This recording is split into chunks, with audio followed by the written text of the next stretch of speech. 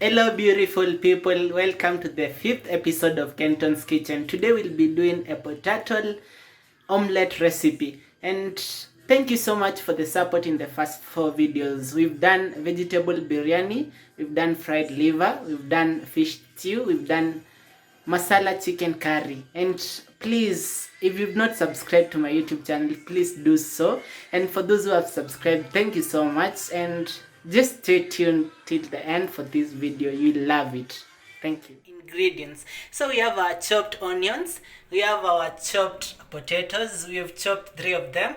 Then we have our grated garlic, we have our 2 eggs, we have our chopped coriander, fresh one, we have our spices over here. So yeah, the first one is chili powder, we have black pepper, we have turmeric, we have cumin seeds, and then Spanish paprika. Stay tuned till the end, guys.